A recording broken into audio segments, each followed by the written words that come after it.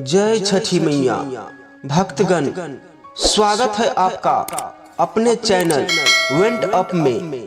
भक्तगण, आज हम छठी मैया की एक अद्भुत चमत्कारी सच्ची कथा सुनाने जा रहे हैं। भक्तगण, आप सभी माताओं एवं बहनों से सविनय निवेदन है कि कथा को ध्यान से श्रद्धा पूर्वक श्रवण करें। भक्तगण, इस कथा को सुनने मात्र से ही मनोवांछित फलों की प्राप्ति तो होती ही है, माँ छठी मैया की असीम कृपा भी प्रदान होती है और संतानों पे आए विपदा एवं घर की कलेशें भी दूर हो जाती है। धन्य धान्य में कई गुना वृद्धि होती है। तो चलिए कथा को आरंभ करते हैं। Went up. भक्तगण, पुराणों के अनुसार राजा प्रियंगवद नामक राजा हुआ करते थे, जिनकी कोई संतान नहीं थी। तब एक दिन महर्षि कश्यप ने पुत्र प्राप्ति के लिए राजा के यहाँ यज्ञ का आयोजन किया। महर्षि ने यज्ञ आहुति के लिए बनाई गई खीर को प्रियंगवद की पत्नी मालिनी को खाने के लिए कहा। खीर के प्रभाव से राजा और रानी को पुत्र तो हुआ, किंतु वह मृत था। प्रियंगवद पुत्र को लेकर शमशान गए और पुत्र वियोग में प्राण त्यागने लगे।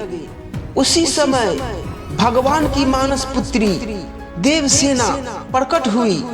उन्होंने राजा से कहा कि सृष्टि की मूल प्रवृत्ति के छठे अंश से उत्पन्न होने के कारण मैं खष्टी कहलाती हूँ। माता ने राजा को अपने पूजन का आदेश दिया और दूसरे को भी यह पूजन करने के लिए प्रेरित करने को कहा।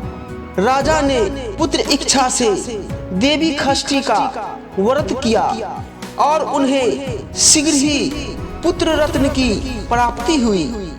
जिस दिन राजा ने यह व्रत किया था, उस दिन कार्तिक शुक्ल खष्टी तिथि थी।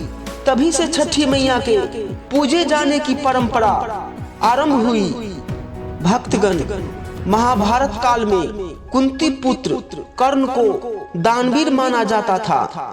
कर्ण सिर्फ माता कुंती के ही नहीं, अपितु सूर्य देव के भी पुत्र थे। सूर्य देव की कर्ण पर विशेष कृपा थी। कर्ण नियमित रूप से प्रातः काल उठकर सूर्य देव को अर्घ्य दिया करते थे। तभी से एक पर्व के रूप में सूर्य अर्घ्य की परंपरा का आरंभ हुआ। इसके अलावा कुंती और द्रौपदी के भी व्रत रखने का उल्लेख ग्रंथों में मिलता है। इसके अलावा कुंती और द्रौपदी के भी व्रत रखने का उल्लेख ग्रंथों में मिलता है। ऐसा कहा जाता है कि द्रौपदी के छठ पूजा करने के बाद ही पांडवों को उनका हारा हुआ सारा राजपाट वापस मिल गया था।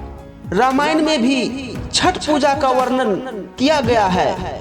दरअसल भगवान राम सूर्यवंशी कुल के राजा थे और उनके आराध्य एवं कुल देवता सूर्य देव ही थे। इसी कारण से राम राज्य की स्थापना से पूर्व भगवान राम ने माता सीता के साथ कार्तिक शुक्ल खष्टी के दिन छठ पर्व मनाते हुए भगवान सूर्य की पूजा विधि विधान से की थी।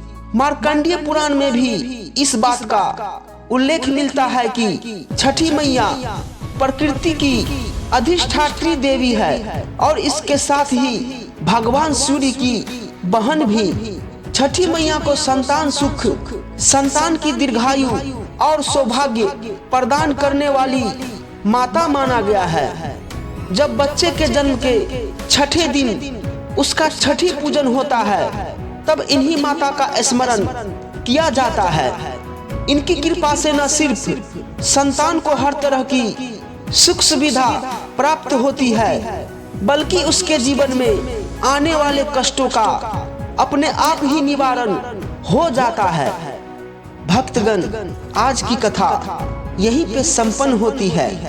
कमेंट में जय छठी मैया अवश्य लिखें। चैनल को सब्सक्राइब करिए, वीडियो को एक लाइक अवश्य दें।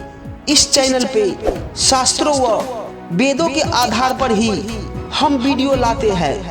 हे छठी मैया, आप अपना आशीर्वाद सदैव अपने भक्तों पे बनाए रखना।